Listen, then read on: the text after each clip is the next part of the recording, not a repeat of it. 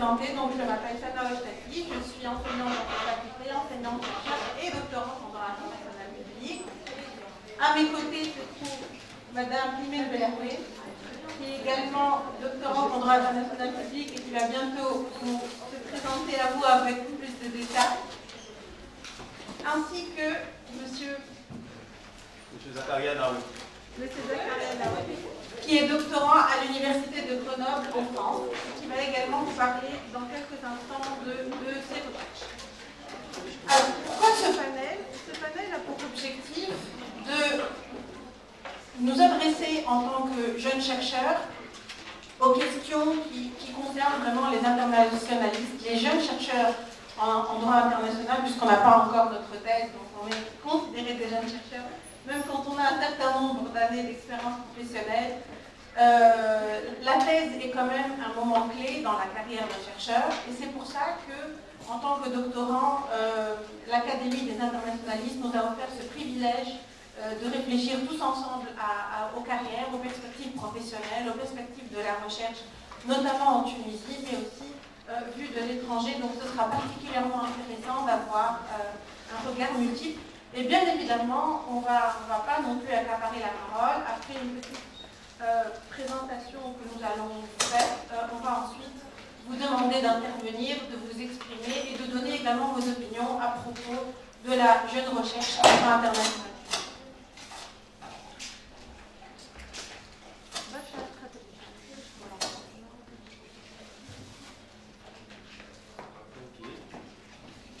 Bonjour à toutes et à tous. Je suis heureux aujourd'hui de me retrouver ici. Je tenais tout d'abord à remercier Madame la professeure Nora Tridis qui me fait l'honneur de m'inviter ici en Tunisie. C'est ma toute première fois de me retrouver en Tunisie. Je suis agréablement surpris de toute l'effervescence, de toute la beauté aussi de la Tunisie qui est un très beau pays. Et voilà, je suis vraiment heureux de me retrouver ici. Donc, comme je le disais, je me nomme Zakaria Naoui. Je suis doctorant à l'Université Grenoble-Alpes en France. Et bon, je vais vous expliquer brièvement mon parcours et puis vous expliquer aussi mon sujet de thèse. Donc, je suis de nationalité burkinabé, je viens du Burkina Faso, mais je suis né en Côte d'Ivoire. Donc, j'ai un mélange de culture. J'ai fait mon droit, j'ai commencé mon droit au Burkina Faso à l'Université de Ouagadougou, où j'ai d'abord eu une maîtrise en droit public. Donc, on a fait du droit public général, droit administratif, droit constitutionnel, droit international. À la suite de cela, je me suis retrouvé en France, où j'ai fait un master 1 en droit international et européen. De base, je voulais véritablement me diriger vers la carrière de chercheur en droit international économique, parce que tout ce qui est droit OMC, droit des investissements, c'était véritablement ce qui m'intéressait. Mais arrivé en France, j'ai fait la rencontre du professeur Constant Chevalier-Gauvers, qui est spécialiste du droit international et du droit européen surtout. Donc elle m'a invité en tant que chercheur africain, en tant que doctorant africain, à m'intéresser aux questions européennes. Les questions européennes, on peut dire de base que c'est une forme d'excroissance du droit international, c'est-à-dire que c'est autonomisé. Parce que quoi qu'on dise, l'Union européenne part d'un traité. Le traité, c'est du droit international. Donc quoi qu'il en soit, un européaniste ou un intégrationniste ou un communautariste est fondamentalement internationaliste. Ça, c'est le point de base. Donc je suis internationaliste par essence. Et donc j'ai fait le master 1 droit international. À la suite, j'ai fait un master 2 en droit européen, où j'ai travaillé sur les effets du Brexit, sur les relations entre l'Union européenne, les pays ACP et le Royaume-Uni. Donc les pays ACP desquels ne sont pas partie la Tunisie. La Tunisie est dans le partenariat Euromed avec le processus de Barcelone.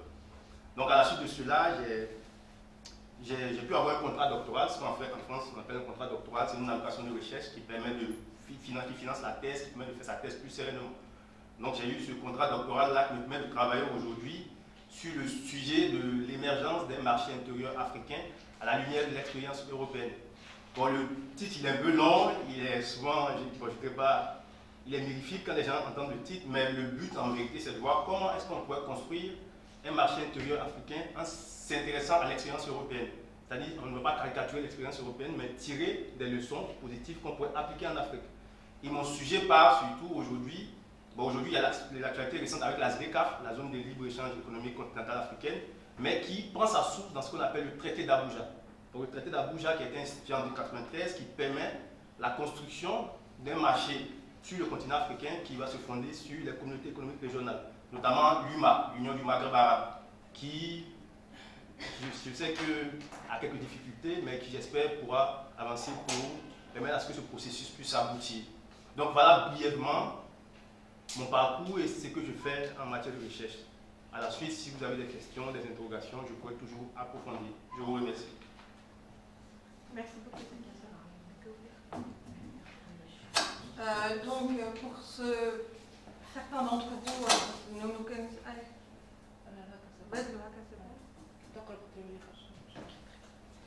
Donc, Sana Ouchtati, j'enseigne dans cette faculté depuis 2011 et auparavant, j'étais à la faculté de Geneva, que j'ai réussi au concours d'assistanat en droit public en 2005. C'est ce qui m'a permis de financer la thèse, hein, puisque c'est une vraie question, hein, le financement de la thèse.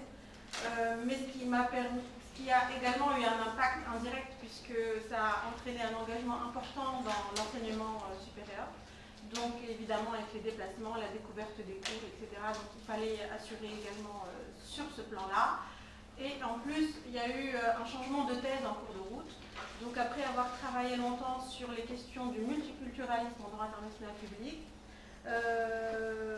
pour un certain nombre de raisons, j'étais amenée à changer donc, de sujet de thèse. Et il y a 3 ans maintenant, en 2019, j'ai entamé une thèse qui porte sur la régulation internationale de la technologie et qui est dédiée de manière plus précise aux questions de numérique et d'intelligence artificielle. Voilà, donc j'enseigne par ailleurs en master appliqué dans cette fac, dans 2 masters appliqués, un master dédié aux droits humains, où j'enseigne heureusement le droit des technologies, donc c'est assez challengeant, c'est passionnant de pouvoir partager les réflexions de recherche, et je crois vraiment que j'y reviendrai, c'est peut-être la chose la plus intéressante, peut-être le défi le plus intéressant, c'est de pouvoir partager avec les étudiants la recherche en construction, puisque c'est une discipline qui est nouvelle. Il y a un enseignement qui se fait, mais il y a aussi des découvertes de chercheurs, des réflexions qui sont communiquées peut-être en instant réel, j'ai envie de dire. Et en outre, j'enseigne également le droit international pénal dans l'autre master appliqué en droits humains de notre faculté.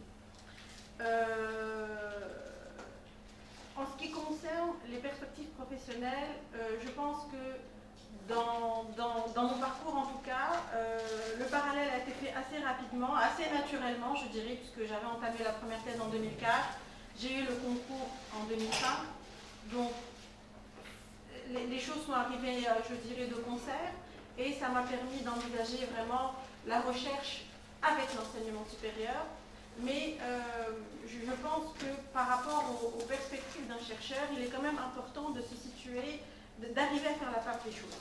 Puisque se consacrer à l'enseignement de façon, je dirais, asymétrique ou dissymétrique par rapport à la recherche va pénaliser l'effort, va pénaliser la recherche.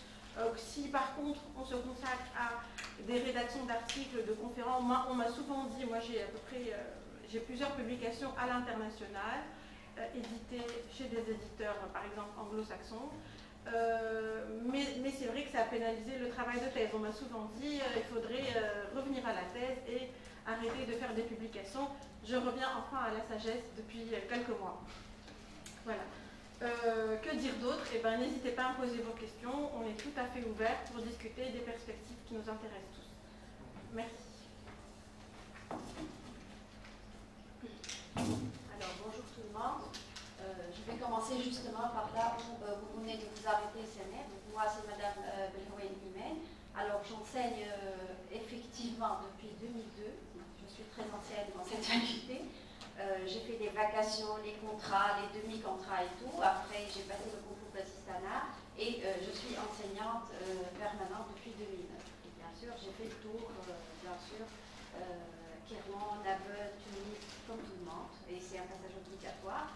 Et justement, pour le travail de la thèse, c'est un travail très minutieux, très délicat, très difficile, avec tous les problèmes qui peuvent se poser, alors que, en même temps, on veut voir du concret dans notre carrière, c'est-à-dire être enseignant permanent, c'est une satisfaction personnelle pour le travail, pour les études, pour tout ce qu'on pour toutes les difficultés qu'on a eues dans cette faculté. Je le dis souvent aux étudiants, vous êtes aujourd'hui chanceux, on est passé par des circonstances, nous, la l'EC, CNE aussi. Donc c'était autrement, c'était réussir première année, deuxième année, troisième année, la quatrième année, on avait donc la maîtrise, c'était des années de souffrance, de combat. J'ai passé en première année, j'ai fait la session de rattrapage et c'était la session des, comment on appelle ça, la session des champions. Voilà, on ne voyait pas la liste des étudiants qui peuvent réussir, c'était 2-3 personnes, 2 étudiants sur toute la première. Donc on est passé par des moments vraiment très difficiles. Enfin, donc passer le concours d'assistanat aussi, c'était très important, très difficile. Et en cours de route, justement, pour la thèse, c'est pour ça que je disais que je vais commencer par là où c'est le genre de s'arrêter. Le choix du sujet de la thèse, c'est très important. Donc maintenant, vous avez la chance d'avoir plus de rencontres avec les professeurs, d'avoir plus de sujets, plus de masters, plus de matière, plus de choix. C'est très important. Donc le choix du sujet, il est très important. Alors moi, au début, quand j'ai commencé avec un sujet très large et j'en ai bien évidemment perdu beaucoup de temps sur le droit international en général et le recours à la force. Vous imaginez maintenant que vous faites du droit public, du droit international, c'est un sujet, quand j'étais à l'Académie de La Haye, avec les professeurs à ce moment-là, on disait comment est-ce que vous allez travailler ce sujet? Mais c'est impossible de faire ce sujet. Vous allez passer des années et réellement, je n'ai pas pu finir ce sujet, je n'ai pas pu le cerner. C'est un sujet très passionnant pour moi. J'adore le droit international public. J'ai fait le choix de faire du droit international public. Et après, bon, je me suis dit, il faut changer quand même, il faut cerner un peu le sujet pour ne pas perdre beaucoup de temps. Et puis, je travaille maintenant sur un sujet, toujours en matière de recours à la force. Mais c'est dans la jurisprudence de la Cour internationale de justice. Donc c'est encore plus passionnant, plus pointu juridiquement, parce que le côté droit international général, il y a beaucoup de politique internationale et tout. Et donc maintenant, je travaille sur ce sujet. Je perds encore du temps, oui, avec les cours, l'enseignement et tout. Donc c'est pour cela que je le dis. Donc le choix du sujet, il est très important. Il faut savoir choisir son sujet, il faut savoir choisir la méthode du travail, soit enseigner, soit travailler la thèse, soit... Donc il faut vraiment, avec le nouveau régime, la licence, etc., si on choisit de faire une thèse, mais vraiment il faut s'y mettre, il faut la finir. Je sais que c'est difficile, on veut travailler, on veut avoir... Bon, le parcours d'étudiant, surtout en droit, c'est un parcours très long, mais il est passionnant. Donc très important de choisir votre sujet de thèse. Moi, je travaille en droit international, mais j'ai enseigné les finances publiques, j'enseigne dans cette faculté les finances publiques, j'ai enseigné bien sûr la matière d'institutions internationales, et on peut enseigner des matières autres que ce qu'on fait dans la thèse. Donc cela aussi va gaspiller aussi un peu nos efforts et tout, et donc on va perdre du temps pour travailler la thèse. Donc vous avez l'occasion dans ces panels, dans ces rencontres, de faire le choix justement, de choisir ce que vous aimez, ça c'est sûr. Et parce que pour avoir de la patience, je crois personnellement, de continuer dans le droit, il faut aimer. Voilà. Ça c'est vraiment très important. C'est ce que moi je peux en tirer de ma carrière jusque-là. Parce que être étudiant en droit dans un pays comme la Tunisie, ou un pays généralement on va dire, clairement, si vous voulez, c'est pas évident. La patience, on doit avoir de la patience. Alors aujourd'hui, vous avez de la chance d'avoir plus de possibilités de travailler dans les organisations. Vous avez des contrats étudiants, des contrats doctorants. Donc vous avez plus de chances qu'on a eu nous. On n'a pas vraiment eu ces facilités, entre guillemets, c'est pas aussi facile que ça, mais d'avoir des relations avec des organisations qui viennent jusqu'à vous. Ici, dans notre faculté, du moins, on a beaucoup de conventions, on a beaucoup d'organisations qui viennent, des Nations Unies, on a beaucoup d'ONG aussi. Donc, vous avez la chance de voir beaucoup la société civile. Donc, vous avez la chance de voir beaucoup de partenaires et surtout en droit international. Je parle bien évidemment de l'expérience en tant qu'internationaliste. Bien sûr, le droit public de manière générale, ça devient après la Révolution, c'est un droit qui devient en vogue aujourd'hui. Le droit constitutionnel émerge, bien évidemment. On voit de plus en plus de constitutionnalistes, d'administrativistes, de financiers donc les finances publiques, le droit parlementaire. Donc il y a beaucoup de branches qui naissent aujourd'hui et on sent l'importance puisqu'on vit vraiment, on vit l'expérience réellement de voir toutes ces disciplines dans la pratique aussi. Les droits humains, les droits de l'homme, donc toutes ces matières aujourd'hui très importantes, très intéressantes et surtout que dans un contexte, en Tunisie déjà, dans un contexte qui vous facilite vraiment beaucoup la tâche de choix pour savoir quoi faire par la suite. Donc c'est ça, je crois que pour vous, je suis encore doctorante, quand vous, je me considère encore une étudiante, c'est toujours le cas, puisque je n'ai pas fini la thèse.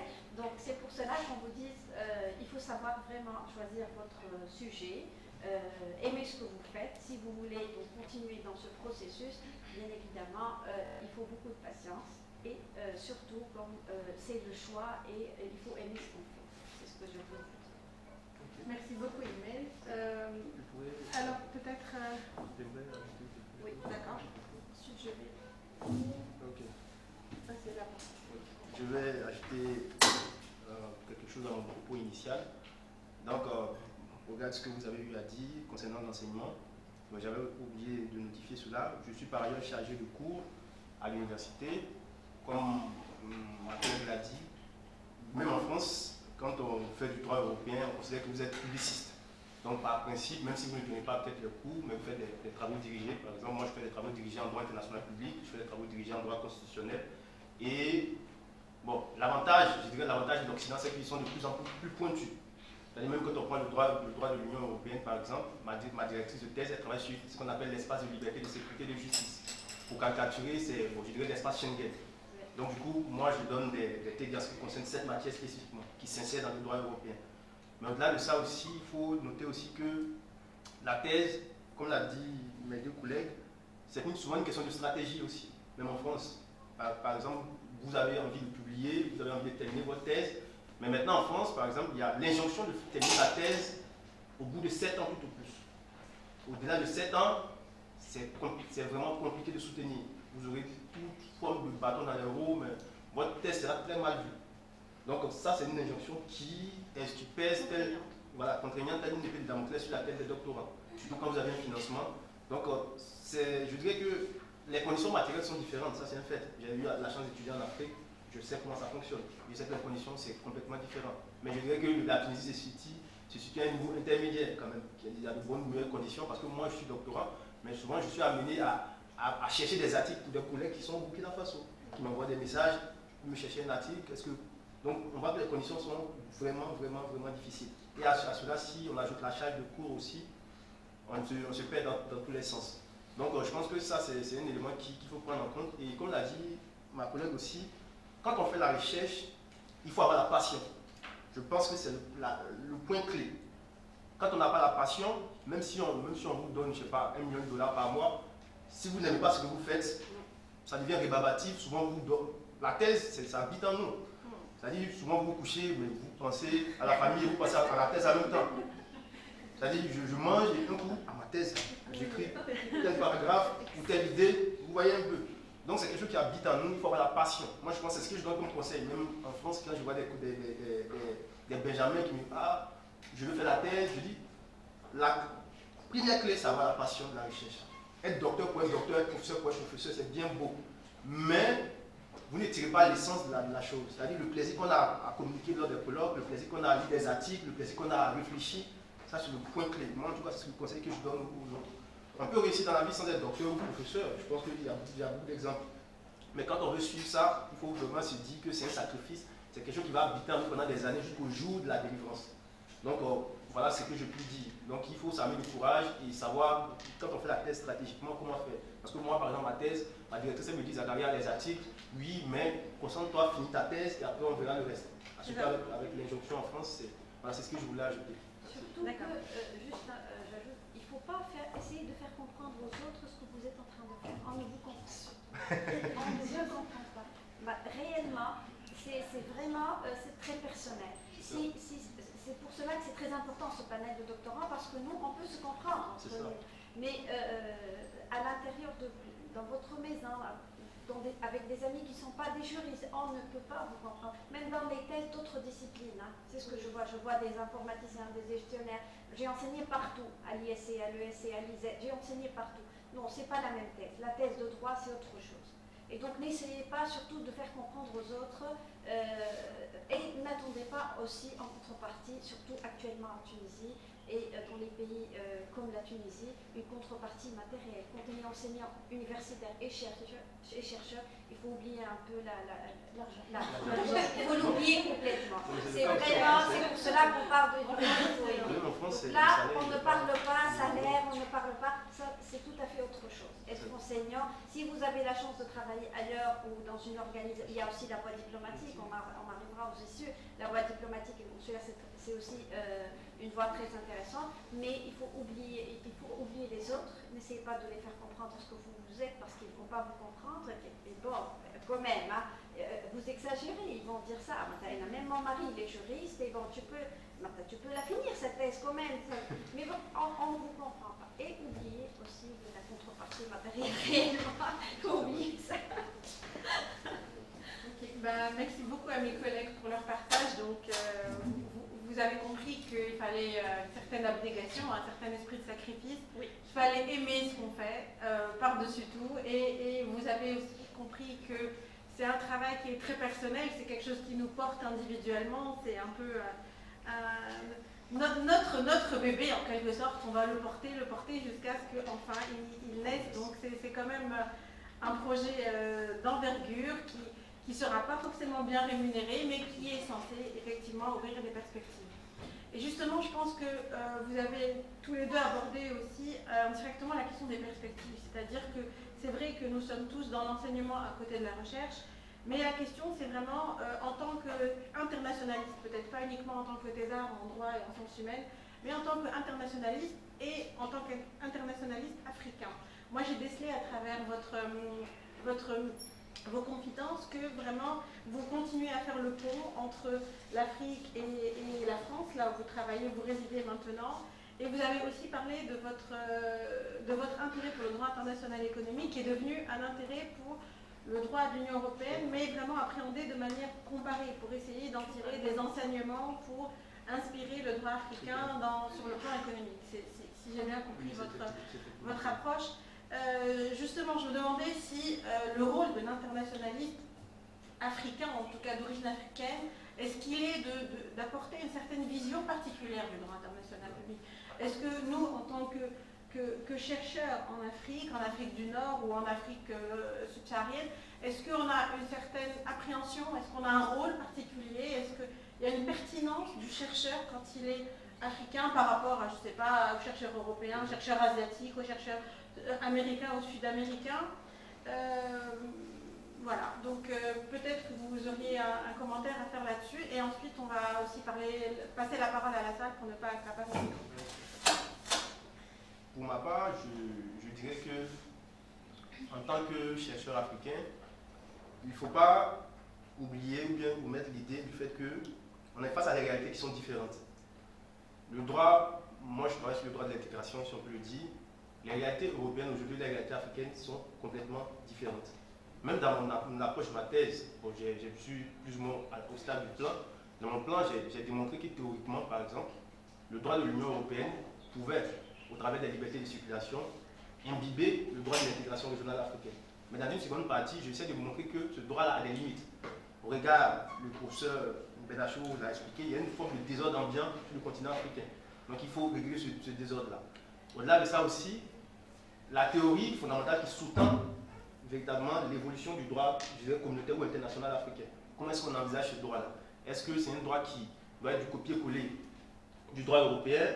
Est-ce qu'il doit être un droit qui est relativiste, mais pas un relativisme absolu qui tend à dire on a des devoirs, on n'a pas de droits, et on tend à tout mélanger? Non, moi je ne suis pas de cette école-là. Je pense que je suis de ceux-là qui pensent qu'il faut être dans une forme une forme d'éclectisme positif. C'est-à-dire qu'on voit en Europe qu'est-ce qui marche, qu'est-ce qui peut nous aider, et tout en regardant en Afrique qu'est-ce qui aujourd'hui nous est bien aussi, qu'on peut apporter au monde.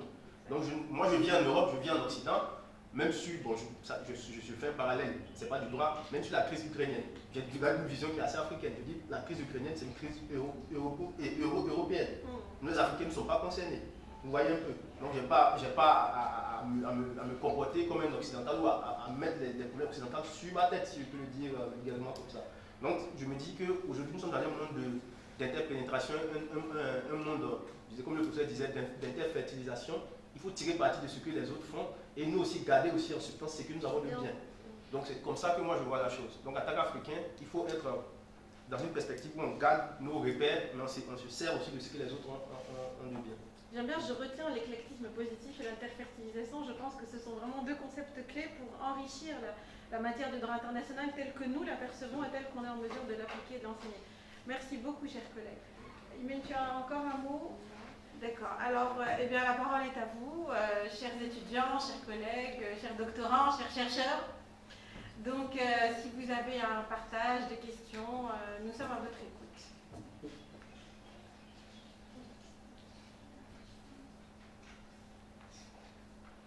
Alors, est-ce qu'il y en a qui sont en thèse ici? Oui, oui, monsieur. Juste un instant technique. Est-ce qu'il y a un micro-baladeur? Non, non.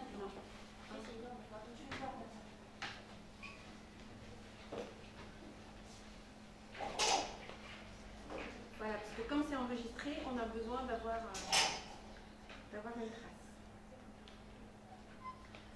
Vous avez la chance de rencontrer le juge, le professeur Agapin, Madame Guédich aussi, membre de la commission. Oui, c'est très important pour votre thèse, pour votre recherche. Parce que de base, je voulais faire ma thèse en co-tutelle avec Madame Aya Guédich. De base, c'était le projet, mais il y a eu des difficultés administratives. Je me pressais au niveau de l'université, ils me disent il faut la convention. Après, j'ai été obligé d'abandonner. Moi aussi, j'ai abandonné la co-tutelle, alors que c'était le projet initial pour des problèmes administratifs. Voilà. Donc, du coup, finalement, c'est l'une des raisons pour laquelle je suis venu. J'aimerais vraiment rencontrer Madame Aya Guédich. Voilà, elle est là comme par hasard. Voilà, échanger avec elle. Et puis, au-delà de ça aussi, je dois aller en stage aussi au niveau de l'Union africaine. Vous pouvez venir, vous déplacer, parler au micro. On peut mettre le micro ici. D'accord. Non, parce qu'on doit enregistrer. C'est pour ça en fait. D'accord. Essayez de vous mettre debout et vous parler à voix haute. Le micro. Le micro. Vous voulez bien vous déplacer jusqu'à nous?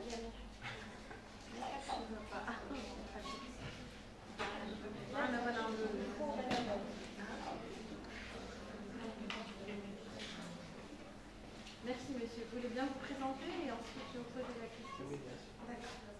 Bonjour, je m'appelle Algorami, je suis un étudiant en première année master de recherche en diplomatie et relations internationales de la PSPS, Faculté de droit et sciences politiques de Sousse.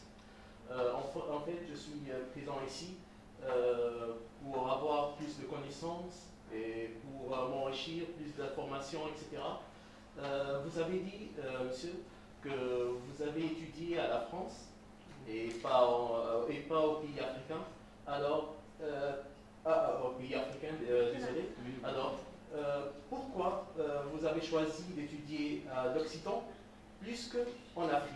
Et est-ce qu'il y en a davantage pour étudier là-bas que ici? Ok, oui. Ok, merci. Okay. Est-ce qu'il y a d'autres questions ou est-ce qu'on répond individuellement? Bon, allez. Ok. Bon, je dois avouer que pour moi, c'est pas, je dirais pas plus opportunisme que je suis allé étudier en Occident. Voilà. Moi, j'ai fait ma licence, ma maîtrise au Burkina Faso. À la suite de cela, je devais faire un master, mais finalement, le master, je n'ai pas pu passer le concours du master.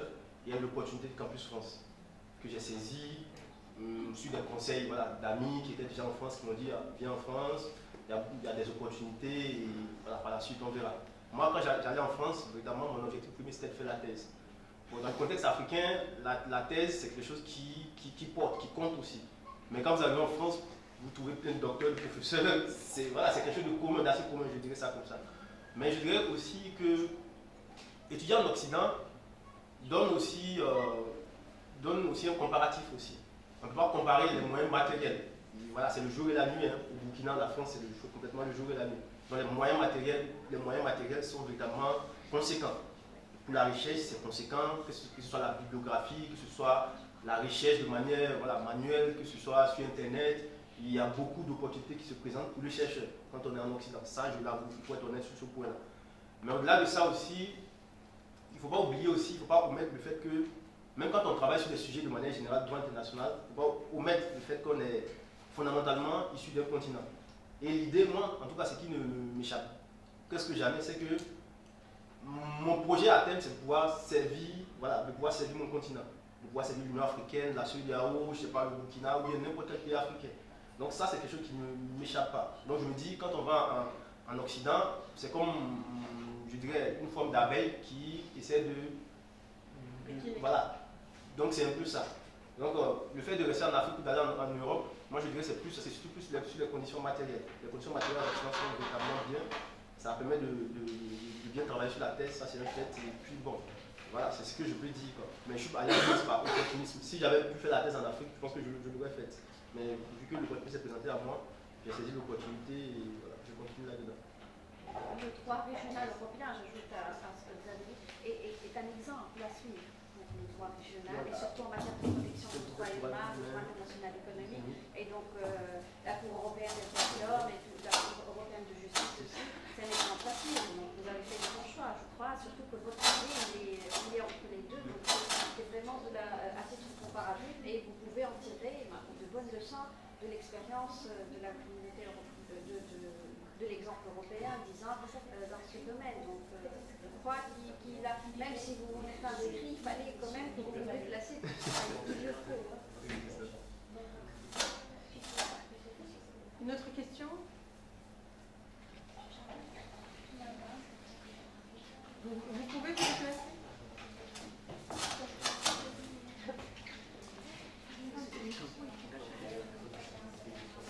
Bonjour à toutes et à tous. Oui.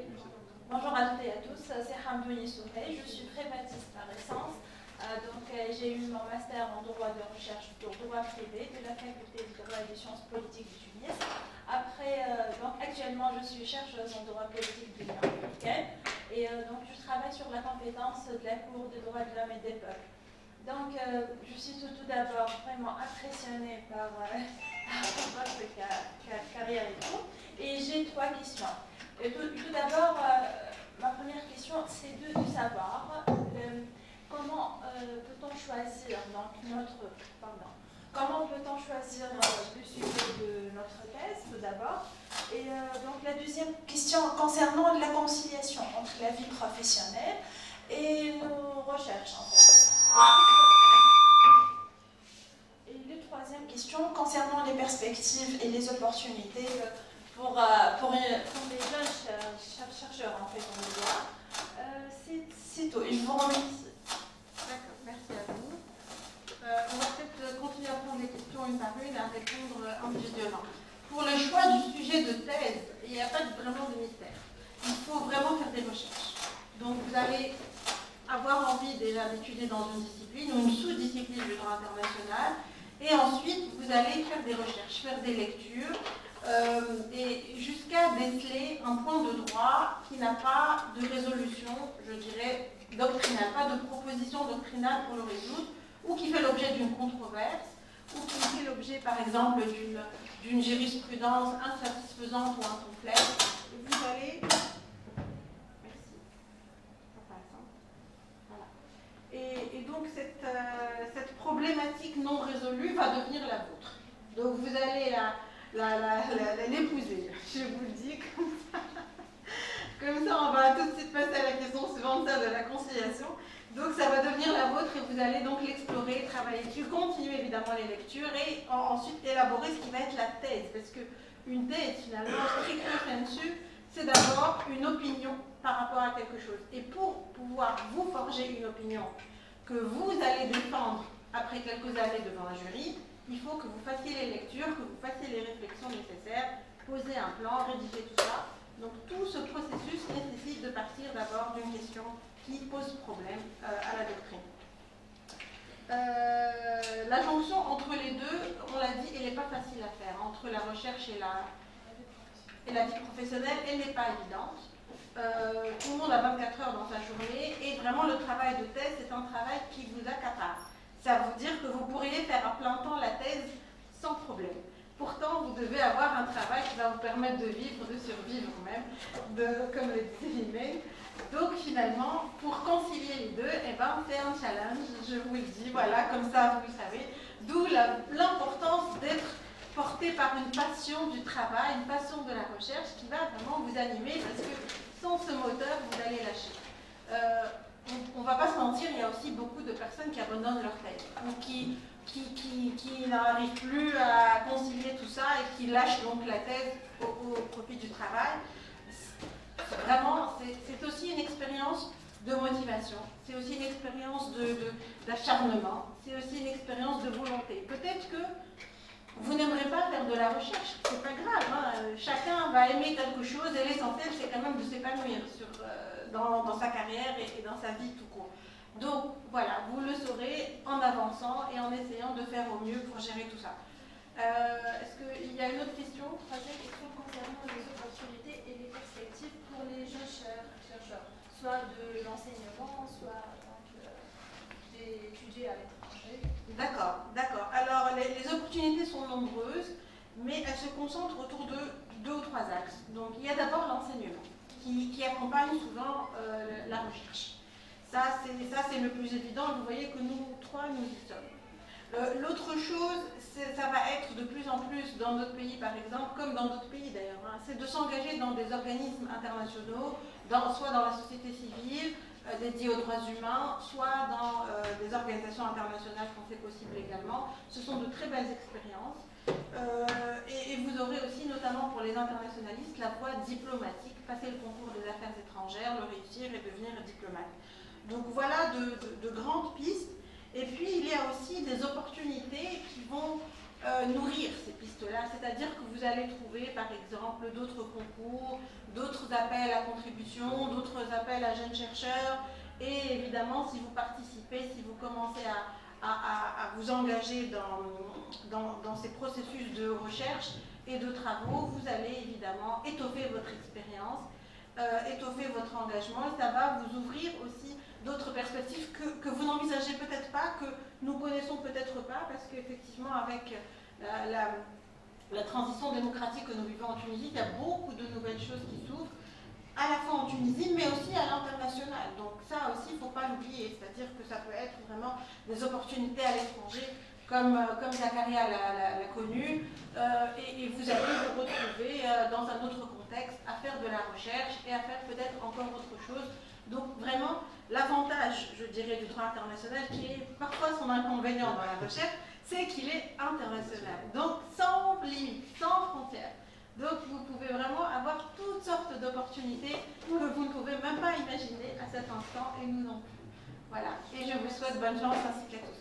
Vous avez d'autres commentaires peut-être? Je vais ajouter quelques remarques, justement pour alors commençant par le choix du sujet, je peux vous dire, essayez de chercher toujours dans des pistes émergentes. Il n'y a pas eu beaucoup de travaux qui ont été faits. Personnellement, mon sujet se base sur des notions classiques, par exemple. Et là, j'ai une abondance de bibliographie, de recherche. Donc ça, c'est aussi très difficile de gérer. Et c'est ce qui m'a aussi retardé, parce que tu as l'impression parfois de redire ce qui a été dit, de reprendre ce qui a été fait. Donc ça aussi, c'est un point important.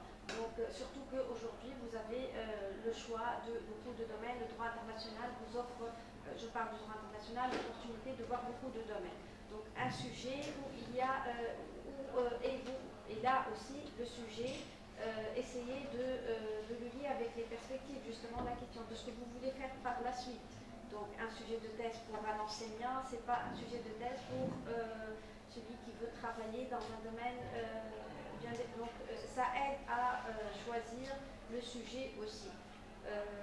Pour la part des choses, donc comment associer entre la vie professionnelle et la vie de la thèse, de chercheur, si vous voulez, je dirais aussi, ce que j'ajoute à ce qu'a dit Séné, c'est aussi le domaine professionnel dans lequel ça aide. Si vous êtes dans une administration, vous travaillez de 8 à 6, c'est un peu difficile de gérer.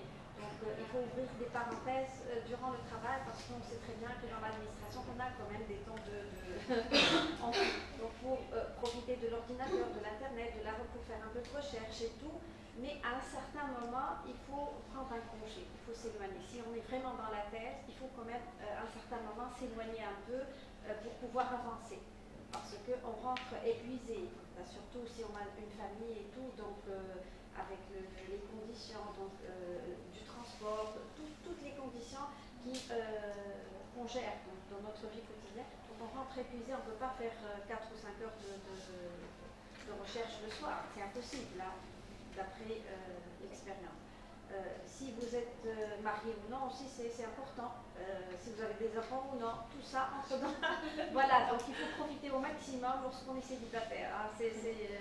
Une fois qu'on avance dans la vie, ça change. Hein. Il y a les priorités changent.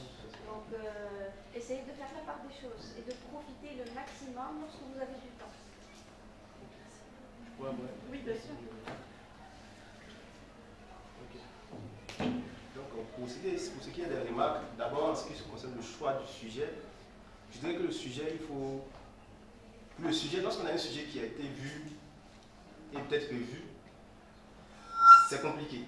Lorsqu'on a un sujet qui n'a pas été vu aussi, c'est compliqué. Je pense que le meilleur sujet, c'est le sujet qui est intermédiaire, je dirais ça comme ça. C'est-à-dire un sujet qui a été un peu vu, mais où toutes les pistes n'ont pas été revues. Moi, aussi, quand on choisit le sujet, il faut éviter de choisir aussi les sujets qui sont trop d'une actualité brûlante. Parce que moi, je me rappelle quand j'ai fait mon mémoire sur le Brexit, il y a celui avec qui j'ai fait mon mémoire qui disait que je fasse une thèse sur le Brexit. Mais aujourd'hui, qui parle de Brexit? Personne. Donc j'avais fait une thèse sur le Brexit. Aujourd'hui, tout le monde a oublié le Brexit, c'est le Covid, c'est la guerre en Ukraine. Donc il faut aménager aussi ce point-là. Après aussi, il faut, par exemple, mon sujet, quand on parle de marché intérieur, quand on parle de liberté de circulation, je me rends compte qu'en Afrique, il y a très peu d'écrits là-dessus. En Europe, il y a à foison. Donc c'est l'avantage de mon sujet. Donc je peux aujourd'hui, voilà, si j'arrive à finir ma thèse, je peux me targuer d'être celui-là même qui a théorisé en Afrique sur le sujet fondamentalement. Donc ça, c'est un avantage qui me donne la piste, bien qui va me permettre par la suite de me trouver, être spécialiste de la chose. Au-delà de ça aussi, dans les perspectives de carrière, moi je dirais, moi à titre personnel, pour être honnête, j'aime la recherche, j'aime l'enseignement, mais d'un autre côté aussi, j'aime l'international aussi. Donc ça fait que, comme j'ai dit, je suis une forme d'abeille qui butine un peu partout. Moi par exemple, j'ai fait un stage à CEAO l'année dernière, je suis allé au Canada, j'ai fait 3 mois de stage à l'université Laval. Bon, je viens à Tunis, actuellement de Tunis, je repars en France et le même jour je repars à Addis Abeba. Je fais un stage de 3 mois à l'Union africaine. Donc j'essaie de profiter au maximum. L'avantage aussi de la France, c'est qu'il y a beaucoup de financement. Donc moi, j'essaie de. Moi, je suis. Il faut savoir profiter. Voilà, aussi, je suis fondamentalement opportuniste. C'est mon credo. Opportuniste dans le sens positif du terme. Quand il y a une opportunité, je saisis, je me dis, je regarde, je vois, on ne sait jamais. Voilà, moi j'ai la chance, pour revenir à la vie de famille, j'ai la chance d'être jeune, d'être célibataire. Donc j'ai beaucoup moins de pression. Voilà, moi aujourd'hui, si je décide d'aller en Amérique pendant 1 an, j'ai pas de problème, j'ai pas de famille, personne ne va me fatiguer à ce niveau. Donc ça c'est un avantage. Quand on est jeune, je pense que quand on est jeune, voilà, quand on a la foudre de la jeunesse, il faut profiter au maximum, créer des opportunités, ne pas avoir peur de saisir les opportunités, d'ouvrir des champs. Un peu de base, on peut se dire qu'on aime la thèse. Moi je connais plein de gens qui sont arrivés en France qui se disent, ah je fais la thèse, mais aujourd'hui ils travaillent dans l'administration française, ils se disent la thèse c'est pas pour moi, ils me découragent, ils me disent, pourquoi tu fais la thèse? Est-ce que vous voyez un peu? Donc il y a plein de choses. Il faut s'ouvrir, mais pas s'ouvrir totalement. C'est-à-dire quand on fait quelque chose, il faut se donner une petite marge où on regarde les autres opportunités qui se présentent. Donc moi j'essaie de faire comme ça, je fais la recherche, en même temps j'essaie de voir comment je peux avoir d'autres opportunités. Je vais à l'Union africaine, si ça me plaît, que je fais ma thèse, peut-être que je dirais, bon, je laisse la recherche, je fais fonctionner international, si il y a l'opportunité qui se présente. Donc c'est un ensemble de choses, il faut ouvrir les yeux, il faut être opportuniste, et puis voilà, aimer-moi, je reviens toujours là-dessus, il faut avoir la passion. Quand on a la passion, le reste va de soi. Voilà, c'est ce que je voulais ajouter. Si on est assisté avec, si on a des gens dans la famille qui peuvent nous assister aussi, ça serait très bien. Ça serait parfait. Moi, au début de ma carrière, j'étais assistée par mes parents, j'avais 2 garçons pour passer l'assistanat et tout, pour se déplacer, pour enseigner à Kéron. J'enseigne 3 ou 4 jours à Nabeul, donc il faut être assisté aussi. Ça aussi, c'est une chance. Mais si on a la chance de saisir les opportunités lorsqu'on est aussi tout seul, on a notre propre responsabilité, ça serait très bien aussi. Il faut saisir les occasions lorsqu'on a aussi les moyens de le faire. Lorsqu'on n'a rien derrière, on doit être opportuniste, c'est pas grave, dans le bon sens. C'est très bien. Est-ce qu'il y a d'autres questions ou remarques de votre part? J'ai vu des mains tout à l'heure se lever. Micro.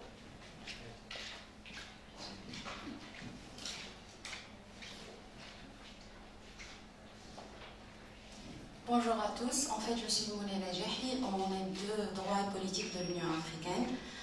J'aimerais savoir si vous avez des conseils à nous donner concernant la contribution des étudiants en ce qui concerne le domaine de la recherche dans les revues juridiques, notamment numériques. Donc comment s'associer et comment procéder. Et la deuxième question porte sur la rédaction des articles.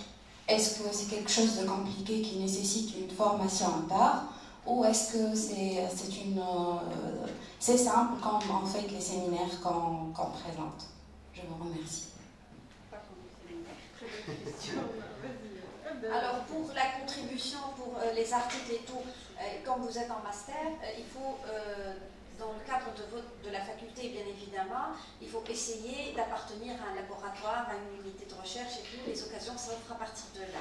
Alors pour les revues électroniques et tout, je ne sais pas, vraiment je n'ai pas participé, mais je crois que vous pouvez les contacter et tout, mais il faut bien choisir les revues. Maintenant, il faut que ça soit sérieux, il faut que ça soit des revues spécialisées. Mais pour commencer, il faut appartenir à une unité de recherche, c'est à partir de là qu'on commence, c'est à partir de là que les opportunités sortent. Je suis dans un laboratoire, on a beaucoup de jeunes chercheurs dans notre laboratoire, et à chaque fois qu'il y a un colloque, qu'il y a des campagnes, on leur donne la priorité de participer pour justement commencer ce pas. Pour comment écrire un article, les conseils scientifiques et tout, ça se fait au niveau du laboratoire avec le directeur de la thèse, le directeur du laboratoire, bien évidemment, ce sont nos professeurs et tout.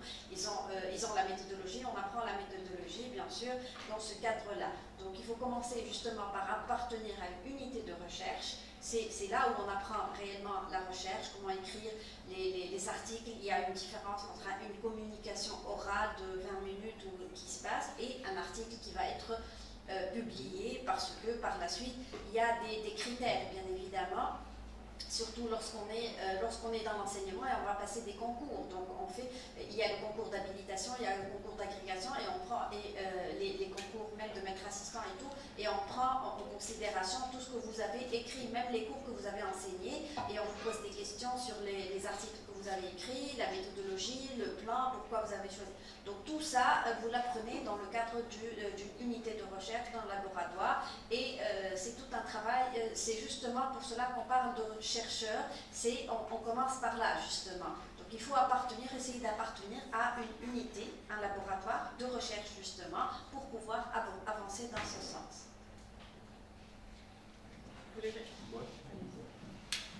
Bon, pour ce qui est de la recherche et des articles, ayant eu la chance d'aller au Canada, je peux dire que c'est souvent une question de perspective aussi. Parce que en France, par exemple, quand on fait la thèse est prépondérante. Ça, c'est un élément. Parce qu'avec la thèse seule, on peut même être qualifié en tant que maître assistant directement en France, si vous écrivez une très belle thèse. Et là, ça, les articles aussi, on demande parce que vous écrivez des articles qui n'ont pratiquement rien à voir avec votre thèse. Parce que si vous écrivez des choses qui sont connexes à votre thèse, on dira que c'est une fuite, ou voilà. Donc, c'est pas du tout évident. Alors qu'au Canada, c'est tout le contraire. Au Canada, lorsque vous commencez votre thèse, il y a ce qu'on appelle la perspective, je pense. On écrit un premier article, après on fait la thèse, après pendant qu'on fait la thèse, on écrit des articles sur la thèse. Voilà, autour de la thèse, c'est quelque chose qui se fait en France pour les scientifiques. C'est-à-dire, vu que les thèses ne sont pas véritablement lues, ils écrivent des articles en concernant le sujet de thèse. Donc, vous pouvez trouver quelqu'un qui a publié 5-10 articles, mais les 10 articles se retrouvent fondamentalement dans sa thèse. Vous voyez, donc c'est une question de perspective aussi, c'est une question de stratégie aussi. Voilà. Moi, ma directrice me dit, Zakaria, bon, pour être honnête, jusqu'à présent, je n'ai pas véritablement écrit d'articles scientifiques. Parce que ma directrice me dit, Zakaria, il faut que vous finissiez la thèse. Quand vous finissez la thèse, vous aurez une marge de temps. Vous êtes encore jeune et vous allez pouvoir écrire des articles. Et il y a des articles qui n'ont rien à voir avec la thèse parce que ça risque de vous fatiguer, de vous disperser, alors que le plus fondamental, c'est la thèse. Donc pour moi, au-delà de ça aussi, pour les jeunes, je dirais, il faut, peut-être si vous voulez, peut-être vous exprimer, peut-être faire, je sais pas, des blogs, on peut avoir des blogs, des petits propos sur les réseaux sociaux, mais des propos qui sont vraiment cadrés. Voilà, ne pas aller dans tous les sens. Ça, c'est des choses qui permettent de faire des sortes d'ébauches. Et puis au fur et à mesure, quand on a la passion, quand on lit, quand on écrit aussi, voilà, c'est comme toute chose à des petits commencements. Je pense que quand on écrit un article, la première fois qu'on écrit un article comme madame la professeure Cridis, c'est pas du tout la même chose. Vous voyez un peu. Donc c'est tout un cheminement et voilà, il faut apprendre, c'est une question de stratégie, c'est une question de plein d'aspects qui rentrent en ligne de compte. Je sais que le système en Afrique, avec l'agrégation, est complètement différent du système en France. Donc, tout est une question de stratégie. Si je me retrouve en Afrique, je vais adopter une stratégie qui sera complètement différente. Si je reste, continuer ma carrière en France aussi, ou je vais en Amérique du Nord, je vais adopter une toute autre stratégie aussi. Vous venez de nous donner justement, au Canada, c'est une autre école, l'école anglo-saxonne. Voilà. C'est une autre, en Tunisie, on nous dit, donc vous avez fini la thèse, maintenant vous écrivez des articles en dehors de votre thèse. Ah, fini la thèse, bon, la thèse c'est très important, à chaque fois on vous pose des questions sur la thèse, à chaque concours on vous pose des questions sur la thèse, ça c'est sûr, mais les articles il faut varier, il ne faut pas écrire que en droit international par exemple, en droit constitutionnel, en finance, etc. Donc vous devez enseigner d'autres matières, donc il faut un peu se détacher justement de la thèse. Bon, l'école française, c'est ce qu'on adopte ici. Voilà. Hein. C'est ce que j'ai compris. Oui. D'accord. Est-ce qu'il y a d'autres questions? Oui, allez-y. Vous pouvez prendre le micro.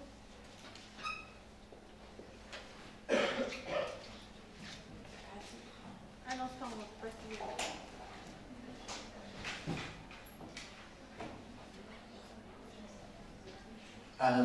Juste deux questions. La première va porter sur... avant tout, merci beaucoup pour vos interventions. Merci à l'Académie pour cette initiative, il faut le dire. Donc, Chabi Hamid, étudiant en deuxième année, Master droit international et relations Maghreb-Europe. Et je fais partie du laboratoire de recherche en droit international, juridiction internationale et droit constitutionnel comparé. Et donc, ma question, j'ai deux questions. La première va porter sur la question, surtout par rapport aux chercheurs tunisiens, la rareté des ouvrages. Et surtout des ouvrages, rareté des ouvrages, surtout actualisés. Je veux dire, des ouvrages qui portent sur des questions surtout d'actualité. Je ne parle pas bien sûr des ouvrages qui existent dans la majorité des bibliothèques des facultés de droit, qui datent de, je ne sais pas, des années 80-90, avant la chute de l'URSS. Et la deuxième question par rapport justement à madame, l'adaptation en quelque sorte du droit international justement au contexte africain, et particulièrement si vous avez une idée sur le droit international des droits humains. C'est-à-dire, est-ce qu'il y a vraiment, si on peut dire, un courant vers une adoption d'une conception africaine, en quelque sorte, des droits humains? Parce que c'est le cas, par exemple, pour la Cour interaméricaine et la jurisprudence interaméricaine, qui, malgré l'inspiration c'est-à-dire de la Cour européenne des droits de l'homme, elle a sa propre conception américaine des droits humains. Voilà, merci beaucoup. Merci Hamid. Pour répondre d'abord à la première question sur la rareté des références, alors c'est vrai que de notre temps, on utilisait beaucoup les livres et les références de la bibliothèque. De votre temps, vous avez la chance d'avoir Internet, avec son fonds mondial, avec les accès qui sont offerts par la bibliothèque. Et quand on discute avec la directrice de notre bibliothèque, et je pense que c'est le cas dans d'autres institutions universitaires, elle nous dit, maintenant, les fonds que nous avons, c'est pour avoir des accès numériques à des fonds en ligne. Donc c'est avec ce type d'accès numérique que vous allez être en mesure de récupérer, d'avoir accès aux ouvrages, aux articles qui vous intéressent et de récupérer la matière dont vous avez besoin. Donc essayez d'avoir dorénavant de plus en plus le réflexe de chercher en ligne les ressources en ligne. Il y a des banques de données considérables. Si vous tapez dans les moteurs de recherche droit international public et plus spécifiquement la matière, la sous-matière qui vous intéresse, vous allez vous rendre compte qu'il y a vraiment beaucoup de documentation en ligne. Alors bien sûr, il faudra faire le tri. Je ne dis pas que tout ce qui est sur Internet est bon et de qualité, etc. Mais ça vous donnera les éléments de connaissance dont vous avez besoin, les plus actualisés. Par exemple, des blogs, par exemple des sites, il y a les sites des revues, il y a les sites des associations internationales, par exemple. Je pense au directeur de l'association de droit international ILA, la branche française de l'ILA, qui était venu la dernière fois à la semaine des internationalistes, M. Franck Lati, professeur Lati. L'ILA publie par exemple une série de livres blancs sur beaucoup de disciplines du droit international. C'est très intéressant, c'est actualisé. Ce sont des livres blancs qui sont disponibles à la connaissance en libre accès. Donc vous voyez que parfois il faut maîtriser l'outil numérique, c'est pas évident, je sais que c'est pas forcément inclus dans votre formation, mais c'est une petite gymnastique qui fait partie aussi maintenant de l'arsenal du chercheur en droit international. Sur la deuxième question, l'engagement africain ou la vision africaine des droits humains, il faut être circonspect sur cette question. Parce qu'en fait, c'est un vieux débat qui existe depuis des décennies, hein, la question du relativisme culturel. Est-ce qu'il y a une identité, une culture particulière africaine? Alors déjà, l'Afrique, je suis d'accord avec vous, c'est très diversifié, c'est plus hétérogène qu'homogène, donc vous n'aurez pas du tout la même conception du droit international au nord de l'Afrique qu'en Afrique du Sud, par exemple, ou ailleurs. Donc il y a une mixité de conception du droit international, et rappelez-vous de cette célèbre, ce titre de la Ferrer, pardon, sur la politique juridique extérieure. C'est un ouvrage qui est publié en 82, mais qui exprime très bien la façon avec laquelle les États s'approprient le droit international public. Il n'y a pas de conception uniforme du droit international public, et parfois la conception, elle varie même d'un gouvernement à l'autre, j'ai envie de dire, pour vous dire à quelle enseigne la question du droit international public est politisée au niveau des États. Donc, faites très attention à cette question de la relativisation du droit international public, et notamment en matière de droits humains. Il y a aujourd'hui une déclaration universelle des droits humains. Elle considère que les êtres humains sont égaux en droit, en liberté, de façon fondamentale, de façon inhérente à chaque individu, qu'il soit africain ou qu'il ne soit pas africain. On va vraiment généraliser pour dire que c'est une conception universelle. Il ne faut pas descendre en deçà des standards de dignité qui sont ceux de la Déclaration universelle des droits humains, pour dire, nous en Afrique, on a une autre vision du droit international des droits humains. Nous, je ne sais pas où, on est encore différents des autres. Nous sommes tous des êtres humains, on doit être traités sur un pied d'égalité, et je pense vraiment que ce qui existe dans le droit international des droits humains, qui est devenu aujourd'hui du droit international coutumier, donc qui est contraignant pour les États, il a une valeur irréfragable, c'est-à-dire que ce sont des obligations opposables à tous. Universel. Voilà ce que je voulais dire là-dessus. Voilà. Une réaction là-dessus? D'accord. Très bien, merci pour la question. Il y a d'autres questions? Oui. Donc, je suis étudiante. Excusez-moi, je suis étudiante en première année en master droit international, et je voudrais donc poser une question qui est donc tout d'abord, à quoi sert de faire une thèse? Pourquoi faire une thèse? Je comprends un peu que c'est nécessaire pour l'acquisition d'un certain type dans l'enseignement. D'ailleurs, si vous pouvez clarifier ça. Ensuite, donc, en tant que juriste, est-ce qu'on peut réussir sans devoir faire une thèse? Et si on le fait, donc quel est le plus et quel est l'avantage? Donc, à propos de Madame, votre thèse en rapport avec la technologie et l'intelligence artificielle, donc c'est un domaine récent et intéressant, encore en évolution. Donc, quel horizon et quel jobs, carrière, ça peut offrir au futur? Merci. Alors, pour la première question, qui est un ensemble de questions, mais je vais essayer d'être brève. Est-ce que la thèse est nécessaire pour faire de la recherche? Oui. C'est un passage obligé. C'est-à-dire que, personnellement, quand j'ai eu le concours, c'était en 2005, passé et eu en 2005, je venais de terminer mon troisième cycle, donc en 2003. En 2004, j'ai enseigné un petit peu quelques heures, et puis en 2005, j'ai passé le concours. Donc, quand on passe le concours, on vous demande d'avoir une thèse, ou d'être à l'époque débutant dans une thèse. Donc, c'est une condition incontournable, parce que vous vous destinez, en étant enseignant, à progresser dans la carrière de l'enseignement et de la recherche, et donc d'avoir une thèse et de poursuivre ensuite vos recherches jusqu'à devenir professeur, comme notre éminente collègue ici présente nous a réunis. Donc, pour la recherche, oui. Par contre, pour être juriste et pour être épanoui dans le métier de juriste, vous n'avez pas besoin d'une thèse. Pas du tout. C'est vraiment pour l'enseignement supérieur et la recherche. Mais par contre, vous pouvez être un juriste très heureux et très épanoui sans thèse. Non, c'est important de le dire parce que, comme on l'a dit tout à l'heure, la thèse, il y a une part de sacrifice, il y a un travail considérable à fournir. Tout le monde n'a pas forcément envie de faire ça. Et mon collègue a parlé a cité plusieurs exemples de personnes qui ont commencé des thèses et qui ont ensuite changé d'avis. Et ça arrive, ce sont des choses qui arrivent. On peut très bien renoncer à finir sa thèse pour d'autres perspectives professionnelles qui sont tout à fait réjouissantes. Voilà. Par rapport à mon propre sujet de recherche, les nouvelles technologies, l'intelligence artificielle, c'est un domaine en pleine expansion. Parce qu'aujourd'hui, il y a beaucoup plus de questions que de réponses juridiques. Donc, je vous invite à vous y intéresser. Si vous aimez ça, par contre, c'est un peu technique.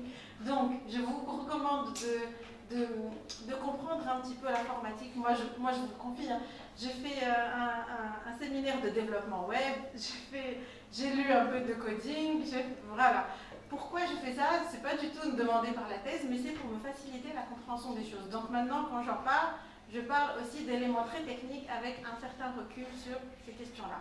Donc, en tant que juriste, les questions qui sont soulevées sont considérables. Si on parle des données personnelles, si on parle des usages du numérique, par exemple les accès au numérique, si on parle du cyberharcèlement, si on parle du droit à l'oubli, de ce qu'on va laisser sur Internet, si on va parler de cyberterrorisme, de cybercriminalité, qui peut être vraiment par rapport à des questions civiles, des questions pénales, par exemple les stupéfiants, les crimes sexuels, tout ce qu'on peut trouver sur Internet. Et évidemment, de plus en plus, le droit des plateformes, ce qu'il y a sur les réseaux sociaux, ce qu'on peut faire, la modération des contenus qui est extrêmement complexe aujourd'hui, qui est gérée quasi exclusivement par les sites Internet, les grandes plateformes technologiques. Et les nouvelles questions qui sont en train d'émerger aujourd'hui, par exemple, en matière d'intelligence artificielle, vous avez une question qui vient d'apparaître de plus en plus, c'est la question des voitures autonomes. Des voitures sans chauffeur, donc qui se guident toutes seules. Et donc ça, il faut aussi gérer l'aspect juridique pour pouvoir répondre aux nouvelles problématiques qui sont posées. Vous avez aussi, au niveau de l'Union européenne, viennent d'être adoptés deux textes fondamentaux qui sont le Digital Services Act et le Digital Market Act, qui sont des textes qui sont destinés à encadrer la façon avec laquelle sont consommés les services numériques dans l'Union européenne. Et pourquoi ça pose problème? Parce que d'abord, ce sont des recommandations, ce ne sont pas des textes contraignants, mais ce sont des textes qui sont réservés à l'Union européenne. Donc, en dehors de l'Union européenne, dans le système anglo-saxon, il n'y a pas du tout une réglementation semblable. Et comme vous le savez, aujourd'hui, les géants du numérique n'ont pas un siège social dans l'Union européenne, mais bien aux États-Unis. Donc, et ça, c'est vraiment pour parler de la partie occidentale du numérique, puisqu'aujourd'hui, il y a aussi un phénomène global de régionalisation du numérique, où les Russes ont leur propre système d'Internet, où la Chine a son propre système, et là aussi, il y a d'autres problématiques qui se posent, comme par exemple le système de contrôle facial qui se fait dans la rue pour donner des notes aux citoyens chinois, et qui pose évidemment d'autres questions en termes d'atteinte à la vie privée. Là, par exemple, on ne peut pas invoquer le RGPD. Nous, en Tunisie, nous pouvons l'invoquer grâce à des accords que nous avons avec l'Union européenne, mais en revanche, il y a encore des problèmes de mise en œuvre. Mais en Chine, par exemple, ce n'est pas du tout soumis à une telle réglementation, et donc, vraiment, le gouvernement chinois passe par la voie technologique pour porter des atteintes graves aux libertés fondamentales. Donc, vous voyez que la perspective de la technologie, elle interroge à la fois les droits des citoyens, mais aussi le système démocratique dans son ensemble. Parce que si vous touchez aux droits humains, aux citoyens, comment est-ce que vous allez avoir demain des gens qui ont un consentement éclairé par rapport à leur vote, par rapport à leur engagement politique? On parle de manipulation technologique par rapport au Brexit, par exemple, que vous citiez, ou à l'élection de Donald Trump ou à d'autres. Donc vous voyez que la technologie est un instrument. De la façon dont on l'utilise, elle peut être extrêmement bénéfique. Je le citais tout à l'heure en parlant des ressources numériques, des blogs, des sites, tout ce qui est à votre disposition. Mais elle peut aussi être détournée par des gouvernements malveillants, par des gens qui sont, ou même des individus mal intentionnés qui vont faire des intrusions, des actes de cybercriminalité et donc porter atteinte aux droits d'autres personnes. Voilà. Alors, je vais ajouter juste quelques remarques dans ce sens, justement. Alors, moi, en tant que enseignante dans un institut d'informatique, justement, le côté numérique, technique, etc., pour les juristes, on se sent un peu à l'écart, justement. Alors moi, j'enseigne à des informaticiens, des ingénieurs en informatique et des masters en matière de sécurité informatique. Donc, bien évidemment, ils sont dans un autre monde. Hein. Mais nous, les juristes, on doit s'aligner. On doit s'aligner. Aujourd'hui, alors, en magistrature, les juges prennent en considération, en tant que moyen de preuve, des moyens informatiques, les SMS, le courrier électronique, tout ça entre dans le cadre, donc les avocats, donc ils sont un peu, la monnaie, la crypto-monnaie, le paiement en ligne, tout ça c'est des moyens de preuve aujourd'hui qui s'imposent devant un juge, dans des dossiers devant un avocat, ils sont pas formés dans ce sens. Donc on doit être à jour avec ce qu'on peut bien évidemment. Un problème très important aussi qui touche la cybersécurité aujourd'hui, la protection des données personnelles. Donc tout ça, l'éthique des données numériques, j'enseigne une matière qui s'appelle éthique des données numériques, la protection de la data, tout ce qui est données informatisées. Donc tout cela, il faut bien qu'il y ait un corpus juridique à ça pour protection et le côté technique. Donc on doit s'aligner à ça et on doit être à jour un peu quand même, on est un peu loin. Il y a aussi aujourd'hui pour les privatistes la création des startups. Donc c'est vraiment aujourd'hui c'est le sujet hein, sur l'État. Pour les informaticiens, même étudiants, ils veulent créer leur propre start-up. Donc on a des enceintes au sein de l'Institut de l'informatique, on a le juriste, l'informaticien, le gestionnaire et tout pour savoir comment créer les start-up. Alors il n'y a pas vraiment de loi, le projet de loi il est encore en cours, mais ça se pratique, hein, ça se pratique. Dans ce sens, il y a un problème de paiement. La Banque centrale, donc toute la politique juridique monétaire en la matière en Tunisie, on est en retard et ça bloque vraiment. Les gens sont obligés de sortir du territoire pour pouvoir créer leur propre start-up en matière. Donc il y a beaucoup de problèmes qui se posent dans ce sens. Autre que cela, même pour le droit international général. L'année dernière, pour la semaine des internationalistes, on a eu un intervenant qui est vraiment extraordinaire. Voilà, j'ai oublié le nom, mais la souveraineté, aujourd'hui on parle, la souveraineté de l'État est touchée. Donc on parle de guerre numérique, on va soulever des problèmes énormes, aussi bien en droit international privé que surtout aussi en droit international général, droit public, qui touche à la souveraineté de l'État. Donc on doit être quand même un peu à jour en la matière parce qu'on se sent, surtout pour nous, hein, pour les jeunes, ils sont beaucoup plus intelligents dans le domaine, mais moi je me sens archaïque, c'est vrai. Lorsque je suis dans un institut d'informatique, tout se passe à travers le numérique. Parfois on m'envoie, tout s'envoie, mais j'irai à l'administration, mais je veux des papiers, moi. Je veux des papiers, je veux voir des... Je ne peux pas à chaque fois ouvrir le... Mais tout se fait sur le site de l'Institut. Et moi, je ne peux pas m'aligner à ça réellement. À chaque fois, je suis la seule qui va à l'administration, mais je veux des papiers, je veux un calendrier, je veux mon emploi du temps sur un papier. Donc je veux à chaque fois toucher des papiers. C'est ça, c'est l'ancienne école, on n'a pas le mandat. Donc il faut s'aligner un peu à ça. Alors pour la thèse, c'est pour l'enseignement. Hein. Le concours dont on parle, c'est le concours d'assistanat. Il n'existe plus. Maintenant, il y a le concours de maîtrise d'assistanat. Pour accéder à l'enseignement à l'université, il faut avoir la thèse. Le concours, c'est un concours de maître assistant, c'est-à-dire qui a son doctorat. Auparavant, on passait le concours d'assistanat sans thèse, mais il faut être inscrit 2 ans en thèse et passer le concours d'assistanat. Aujourd'hui, ça n'existe plus ce poste, donc il faut avoir la thèse pour être enseignant universitaire. C'est la seule issue. Même pour nous, on doit justement s'aligner, on doit régler notre situation, on doit avoir notre thèse parce qu'il n'y a plus de poste assistant normalement. Il n'y a que à partir de la thèse, c'est-à-dire à partir de maître assistant. Et puis il y a d'autres concours pour avancer en grade. C'est ça, concernant l'enseignement supérieur. Je passe au micro, cher collègue. Ok. Donc je vais commencer par la deuxième question. Je pense que ma collègue, lorsqu'elle a parlé de son sujet, je l'ai trouvé très intéressant. Je crois qu'hier, il y a une qui disait qu'elle travaille sur les nouvelles guerres et le droit international. Donc je pense que c'est vraiment, moi je travaille sur un sujet qui est assez ancien en Europe, mais qui n'a pas été défriché en Afrique. Ça c'est un fait.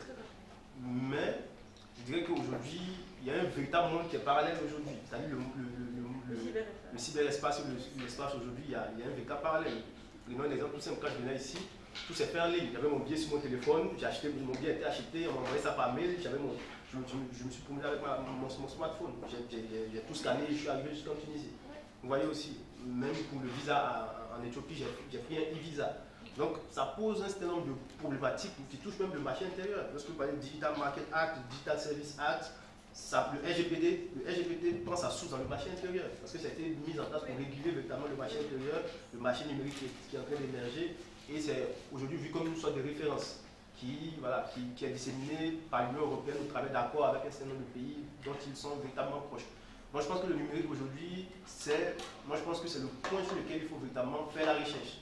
En tout cas, moi je suis fondamentalement intéressé par la protection des données, même si je n'ai pas encore véritablement, je ne suis pas véritablement intéressé à la chose, mais moi j'aimerais vraiment m'attaquer aux GAFAM. Parce que je pense qu'ils ont une puissance telle, que aujourd'hui c'est. Voilà, je me rappelle lorsqu'on faisait le cours du droit de l'Internet, notre prof nous disait qu'aucun régime totalitaire dans l'histoire de l'humanité n'a eu autant de pouvoir que Facebook. Ouais. On a tous un smartphone aujourd'hui ici. Ouais.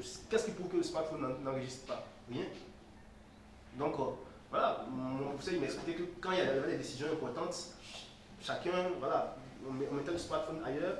Et on utilisait soit on écrivait sur le papier, ou on revenait à des méthodes anciennes, parce qu'on est tellement surveillé qu'aujourd'hui, voilà, ça pose tellement de problèmes en matière de protection des données, en matière de responsabilité étatique aujourd'hui. Quand on dit que la Russie attaque, l'Union européenne ou attaque la Russie de manière cyber, comment est-ce qu'on peut prouver ça? Ça, c'est un problème qui se pose au niveau du juriste. Donc je pense que moi quand je donne des conseils à mes cadets, je leur dis toujours, si vous voulez faire de la recherche et peut-être quelque chose de novateur, aller vers les technologies de l'information, de la communication, c'est là qu'il y a au-delà de ça, peut-être le droit de l'environnement aussi, ça aussi c'est important. Mais ça, c'est quelque chose qui m'intéresse beaucoup, moi personnellement. Et puis, au-delà de ça, quand on me demande pourquoi est-ce qu'on fait la thèse, moi je pense que la thèse, on fait la thèse, oui, par passion. Moi je ne vais pas mentir. La thèse, moi j'ai voulu faire la thèse parce que, bon, j'ai vécu au Burkina, quand on voyait les professeurs d'université, on était contents, professeurs, ça donnait envie, quoi.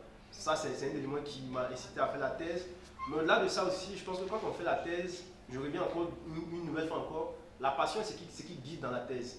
Quand on a la passion de la chose, quand on s'approprie la chose, quand on fait la chose, c'est vraiment bien. Et pour être chercheur, voilà, un chercheur reconnu dans le monde, vous ne pouvez pas être chercheur sans avoir un doctorat, minimum.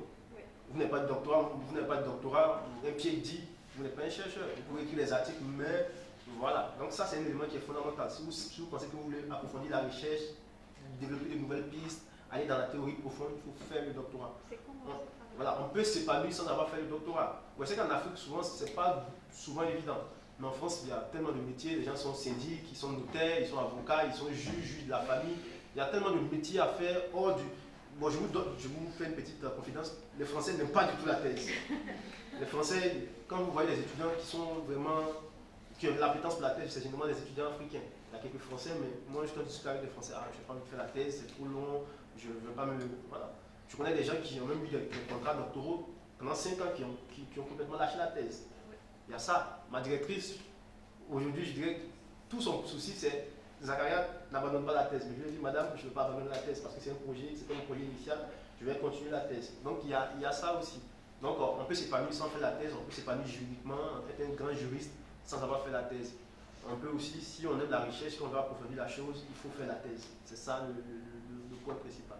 Ça me rappelle justement la position du doyen Ibn Achour, M. Ayad Ibn Achour. Je ne sais pas si tu étais sénère, on a fait un panel doctorat comme celui.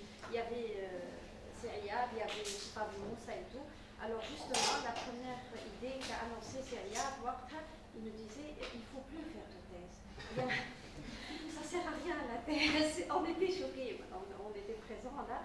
Mais c'est vrai, il nous dit qu'il y a un très bon juriste qui peut nous faire une très mauvaise thèse parce que les circonstances n'étaient pas favorables, et un juriste très moyen, un étudiant très moyen ou même un mauvais étudiant qui peut nous faire une très bonne thèse. Ce n'est pas du tout, il nous disait que ce n'est pas du tout un critère pour dire que voilà, c'est un bon étudiant. Bon, c'était son idée, et c'est la théorie, c'est la thèse qu'il voulait faire passer, mais bien sûr en enseignement supérieur, ça on ne peut pas passer sans thèse.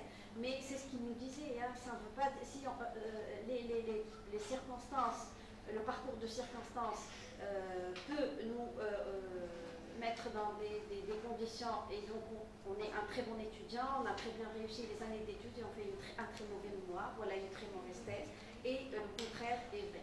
Donc il nous disait à ce moment-là, il faut plus faire, et ce n'est pas très important, il faut plus...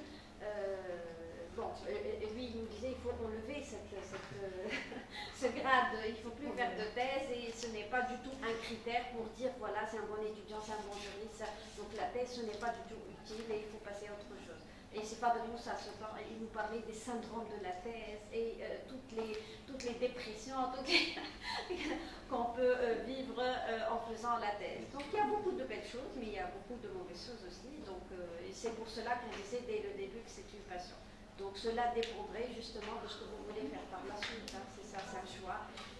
C'est parfois une satisfaction personnelle de faire cette thèse. Donc même si on ne veut rien faire avec, hein. Il y a des personnes qui travaillent dans l'administration, dans des domaines du droit, mais pas l'enseignement, mais qui reviennent après coup, ils veulent faire la thèse, et c'est pour eux, pour leur satisfaction, pour revenir à la recherche, et parce qu'on nous dit que, bon, j'ai fait le parcours de l'ENA, de l'avocat, chacun a fait ce qu'il veut, mais après coup, ils nous disent, la thèse, je veux la faire quand même, on est maintenant plus, après un certain temps, on est plus sage, on a plus de temps, donc on peut le faire même après, c'est pas grave, même si on n'a pas le temps de le faire maintenant pour d'autres priorités, on peut la faire après si on veut bien sûr, faire la thèse si on aime faire une thèse. Donc, cela dépendra de ce que vous voulez faire avec. Hein.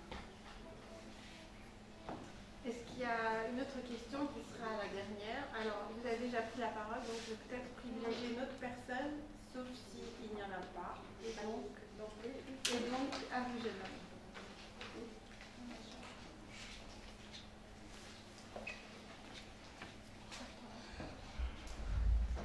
Merci madame. Est-ce que je dois vous présenter? Non, pas présenter. D'accord. Concernant le sujet de nouvelles technologies, etc.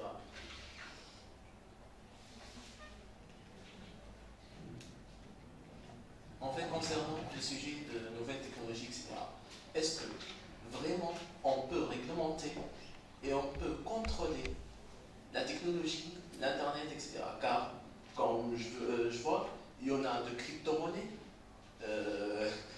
qui les utilisent pour des cybercriminels, comme en fait les mafias, les mafias de drogue, etc., etc. Alors, on ne peut pas contrôler ceci. Il y en a un grand monde derrière celui-là. En fait, il y en a aussi des deep web et des dark web, etc. Et c'est un monde qui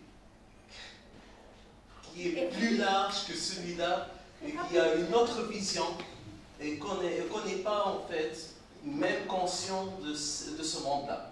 Alors comment on peut réglementer et comment on peut contrôler ce monde? D'accord, merci beaucoup. Merci, c'est une excellente question. Je vois que le sujet vous intéresse, donc c'est très bien. Écoutez, la fonction du droit est toujours la même. Elle est de réguler la société, la communauté, et qu'on se situe dans le droit international avec la communauté internationale qui commet des guerres et des crimes depuis l'aube de l'humanité, d'accord? On n'a jamais vécu dans la paix perpétuelle dont rêvait Emmanuel Kant. Et bien, figurez-vous que le cyberespace, c'est la même chose. Il y a autant d'enjeux, il y a autant de complications, et cela va être semblable à ce que nous connaissons dans le cas des autres sociétés humaines, c'est-à-dire que c'est pas parce que c'est difficile que le juriste va renoncer à sa mission de réguler, de limiter les problèmes, de résoudre les litiges existants, d'imaginer en fait des règles de droit. Et bon, quand je parle d'imagination, c'est vrai que comme vous disiez tout à l'heure, c'est compliqué quand on arrive dans un domaine nouveau et qu'on fait un travail de recherche nouveau. Et en Tunisie, en droit public, il n'y a aucune thèse qui a été soutenue sur cette question. Donc c'est vrai que voilà, je me suis fait harakiri toute seule. Mais en réalité, ce qui est intéressant, c'est d'établir des parallèles avec ce qui existe déjà. Donc c'est une discipline qui est vraiment semblable au droit international public, je trouve, par rapport à la diversité qui existe au sein de la communauté internationale et à la complexité des normes du droit international public à régir cette communauté internationale. C'est semblable dans le cyberespace. Vous avez une foultitude d'actions qui peuvent peut-être à première vue paraître unifiées, par exemple par le métaverse qui est le projet de Mark Zuckerberg aujourd'hui d'avoir une sorte de société mondiale cybernétique, mais pour autant la complexité est bien réelle. Il n'y a pas d'unification, même si on parle d'un métaverse, il n'y a pas d'unification. Moi j'ai eu l'occasion de parler avec un responsable de Facebook qui était à l'époque Google Policy Manager pour la région MENA et qui maintenant travaille à Facebook. Et il m'a dit, c'est vrai, Facebook c'est la société de surveillance. Et d'ailleurs, on est bien écouté, il n'y a pas de problème, je l'assume. Mais en même temps, c'est la première fois dans l'histoire de l'humanité qu'il y a un législateur mondial. Ça veut dire que les règles de modération de contenu qu'on trouve tous critiquables, les fameux standards de la communauté Facebook, en réalité, c'est un travail de législation pour le monde. Personne n'a jamais eu à le faire auparavant. Au niveau du droit international, les sujets du droit international public sont les États, bien sûr dans une moindre mesure les organisations internationales, etc., les individus maintenant avec les droits, les obligations pénales. Bon. Mais avoir des règles qui sont établies par une communauté réduite de modérateurs et qui sont censées s'appliquer à 12 milliards d'individus, je veux dire que, sans dire qu'ils sont mal intentionnés, même s'ils sont bien intentionnés, ils ne vont pas y arriver. Donc c'est pour ça que je pense humblement, ce n'est que mon avis, que le juriste doit s'intéresser à cette discipline, à ces questions pour proposer des pistes. Je ne dis pas résoudre les questions, ce serait très ambitieux, mais je dis proposer des pistes. Et ça, déjà, c'est un beau défi qui mérite d'être relevé et qui nourrit ma passion. Hein. Sinon, j'aurais abandonné. Vous avez vu l'affaire de Zuckerberg et les élections présidentielles de Trump en Amérique, la grande affaire, la masse électorale qu'il a diffusée pour profiter des données personnelles des gens pour les inciter à voter pour lui, toutes les affaires en fou. Donc, c'est énorme tout ça. Pour la cybersécurité, aujourd'hui, c'est un grand bordel. Comment prouver quelle est la personne qui vous a suivi, qui vous a dit des choses de mal, je ne sais pas, on va pas parler des grandes affaires, mais même au niveau interne, les diffamations, les Photoshop, tout ça, bon, c'est pas évident. Pour pouvoir le faire, il faut aller au ministère de l'Intérieur, il faut des autorisations. Et encore, si on pouvait vraiment suivre la personne ou non, la personne peut être à l'autre bout du monde. Et le droit pénal applicable en Tunisie n'est pas le droit pénal applicable dans un autre État. Il faut qu'il y ait des conventions entre les États, des coopérations. Et le principe de territorialité en droit tunisien, c'est le principe de territorialité en droit pénal qui s'applique pour les affaires pénales. Donc on applique le droit pénal tunisien. Donc la personne, elle est sanctionnée, mais elle est où cette personne? Donc elle est aux États-Unis, elle est en Espagne, elle est à l'autre bout du monde, il faut la ramener. Donc c'est pas évident. Donc la cybersécurité, c'est tout un monde. Hein. Vous avez une réaction, monsieur? Oui, bon. Oui. Ce sera moi je dirais qu'il ne faut pas se désarmer. Le rôle du juriste, le rôle du chercheur, c'est la réflexion. Et c'est parce qu'on est à nos débuts. Je pense que quand on était plus petits, on ne s'imaginait pas qu'on aurait des téléphones avec des écrans tactiles. Donc aujourd'hui, on se retrouve face à ça. Donc c'est une évolution. Donc le juriste aussi doit s'intégrer dans cette évolution-là et marcher avec. Aujourd'hui, je pense que même si j'envisage le marché intérieur, je pense que dans les 5-10 ans, je ne veux pas l'envisager comme il a été envisagé initialement avec le traité sur la communauté économique européenne, parce que c'est complètement différent. Donc je pense que ça, c'est un élément qui permet aux juristes de réfléchir. Et puis, quoi qu'on dise, même dans les phénomènes physiques, il y a des limites. Même le droit a des limites dans les phénomènes qui sont palpables. Même dans les états dits états de droit, le droit a des limites. Le droit n'arrive pas à appréhender toutes les choses. C'est pourquoi le juge aussi interprète le droit. Et même quand il interprète le droit, il est critiqué dans son interprétation du droit. Donc ça fait que c'est une évolution et je pense qu'il ne faut pas perdre de vue que c'est une évolution et la réflexion va suivre cette évolution-là jusqu'au bout. Donc, mais en tout cas, moi je vous encourage à porter votre intérêt sur ce point de... C'est très large, c'est très large. La cybersécurité, protection des données, c'est tout un monde, je dirais, c'est pourquoi je dis c'est un monde parallèle. C'est qu'on vit physiquement, c'est ce qui se passe dans le cyberespace de manière parallèle. Mais je pense qu'avec la réflexion, avec le fait que les choses seront fondamentalement posées, on on aura les moyens de réfléchir et de donner des pistes de solutionnement. Voilà. Merci. Merci beaucoup, chers collègues. Merci beaucoup, chers élèves, chers collègues également.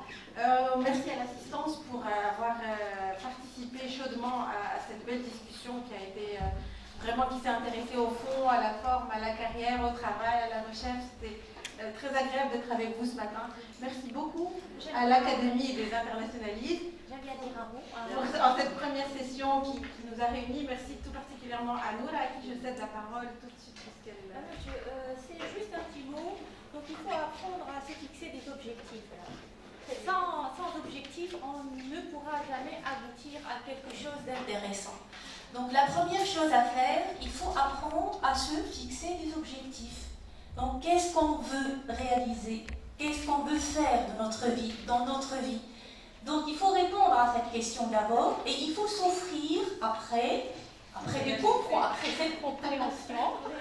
Donc, il faut s'offrir les moyens nécessaires pour réaliser l'objectif.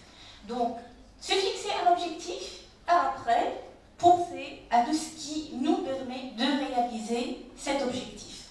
Donc, d'abord, lorsque je vous écoute, à quoi ça sert une thèse, ou bien quelle est son utilité, quelles sont les entraves, les difficultés, les horizons. Donc, il faut d'abord réfléchir à cette question. Qu'est-ce que je veux faire? Qu'est-ce que je veux faire? Est-ce que je pourrais être utile dans l'enseignement? Est-ce que je pourrais faire quelque chose de plus si je serais un chercheur ou une chercheuse? Donc, c'est à cette question d'abord qu'il faut répondre. Et aussi, du point de vue méthodologique, il faut apprendre quelque chose de très intéressant. S'organiser et gérer notre temps. Là, le temps nous dépasse, ou c'est une sorte de course.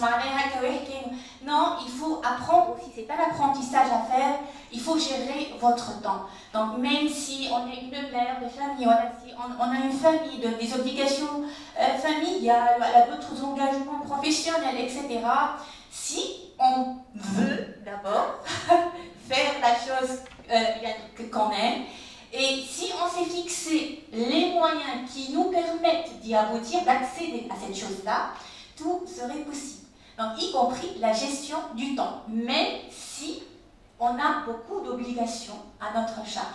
Donc, c'est mon conseil à vous. Et j'ai visualisé ça, donc j'ai rêvé de ça. J'ai fixé des objectifs dès ma première année de droit.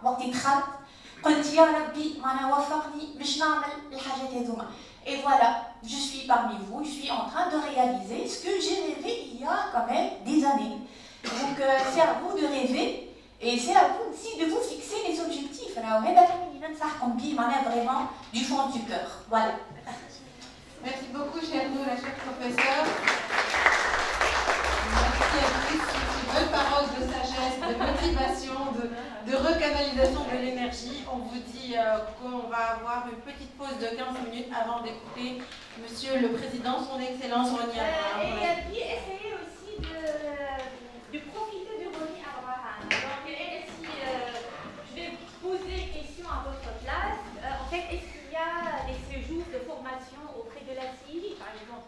Est-ce qu'on peut visiter la CIJ dans le cadre d'une formation?